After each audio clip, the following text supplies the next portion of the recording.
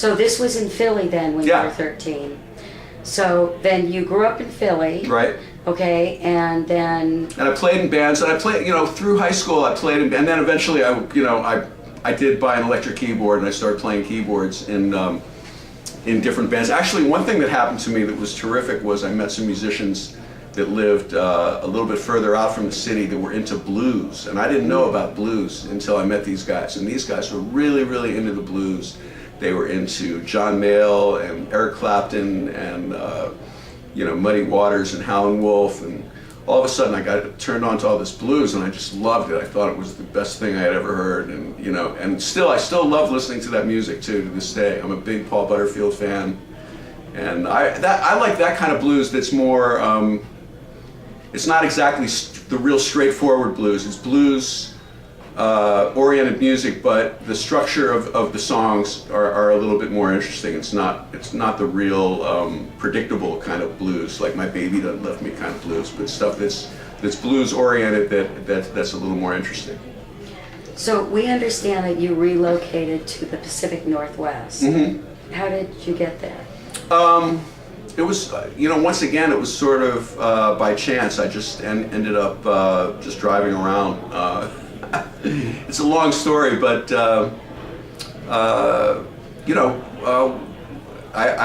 got married very young. Had my first daughter, and we were just sort of driving around. My wife didn't really dig Boston. She was from Texas.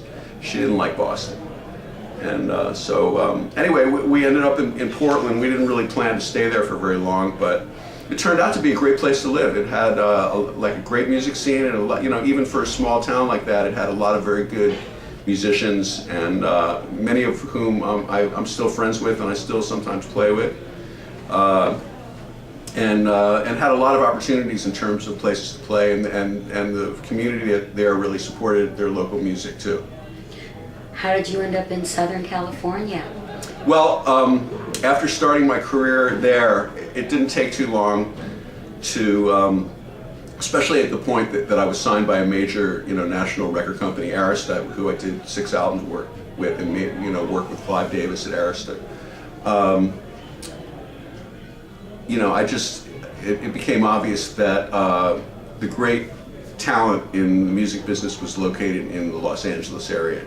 And I wanted to learn more, and I wanted to be around that environment, be, where I could have access to that, and so it just seemed very natural to move to LA, since at that point I was already spending quite a bit of time down there anyway, to record and, make use of some of the session musicians down there too. Well, how did you get into the jazz genre? Well, that was easy. I'm not a very good singer. So if I could sing better, I may have been more of a pop artist, but I let my fingers do the talking. So what other musicians have influenced you in your career? It's hard to, I mean, there's so many that have influenced me, but I've been very influenced by the history of jazz piano, obviously Herbie Hancock, and a huge influence in Chick Corea. And I love Keith Jarrett. I love to listen to his playing, and then just kind of going back through the years, like all the great jazz pianists who have really contributed a lot. Thelonious Monk, of course, Bud Powell, Wynton Kelly, Red Garland's one of my all-time favorites, Tommy Flanagan, McCoy Tyner, and of course I love a lot of jazz musicians that aren't piano players, and even producers and writers too. People like Quincy Jones and Miles Davis, of course, and John Coltrane, and even Freddie Hubbard and all the CTI records and the Crusaders, and I'm very influenced by all kinds of music. I love R&B and pop music. I mean, I listen to. I gotta admit, I'm a fan of like sort of classic rock. I love listening to like old Procol Harum records and Led Zeppelin albums and the Beatles. I'm a total Beatles fanatic, and we were just talking about the Beatles here in the dressing room a few minutes ago. But I could go on and on. It's hard to tell you where to stop when it comes to music. I'm sort of a huge fan of all kinds of music, and I just sort of can't get enough of listening to it and learning about it and trying to find more stuff that inspires me that I like. Well, you are a keyboardist, composer, and renowned producer. Is there a hat you prefer and enjoy more? I mean, I really love all aspects of the job. It's really fun to do all those things.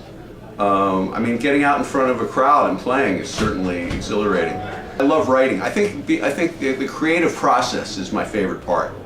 Just being creative when it comes to music and coming up with new ideas. I mean, I really get a thrill out of that. Well, how has technology changed the way you make CDs?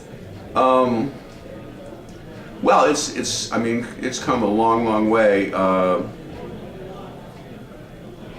You know, it's made it. You know, the technology is so powerful. You know, it sort of eliminates a lot of limits that you used to have, and which is good and bad. Some of those limits would force you to make decisions and kind of work a little bit quickly. Now you can like take forever to do things, but I enjoy the technology, and you know, it definitely takes time away from being creative to always be sort of studying the new stuff that's coming out and trying to figure out how you can incorporate some of that into what you're doing. But I mean, one of the most valuable things that the new technology has done is that when I first started recording, you only had 16 tracks to work with, and now you basically have sort of unlimited tracks. And if you don't like something you did, you just can hit undo. And like back in the days, you didn't have undo. You had to, for the most part, you had to record over. Wait, if you didn't think something was quite there, you had to record over it. And if you didn't play it as well the second time, that's tough. You lost that performance. There was no undo switch with tape. So I think that's one of the more powerful things that's happened with the new technology. Do you feel something is lost by not having a group of musicians creating music together in the studio? Yeah, which is why I like to have a group of musicians creating in the studio together. That's sort of my preferred way of working. Well, you are always involved in interesting projects with other artists. Please tell us about some of the more exciting recent ones. Well, honestly, because the music business is sort of like the recorded music business is sort of taking a big nosedive in profitability. Unfortunately, there's not quite as many projects these days as there used to be. However, I'm working with Richard Elliott a little bit on his new album. I've worked a little bit with Dave Koz on his album, and you know, I'm always looking for things to do. Well, you are always expanding your horizons, delving into different types of musics. Have you made any decisions about your next project?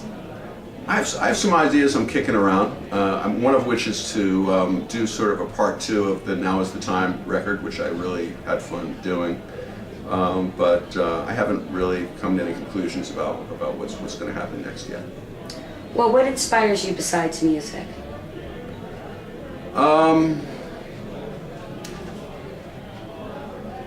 You know, I mean, well, we spent yesterday in San Francisco, and I was just very inspired by the fact that, especially compared to LA, just from an architecture standpoint, it's such a beautiful city, and it's so much fun just to look around, just to walk around the city and see it and experience it. And you know, I'm always inspired by all kinds of things. You know, I mean, different kinds of art. You know, films and books and TV shows, and I try to always keep my mind open to be excited and inspired by different things that are around.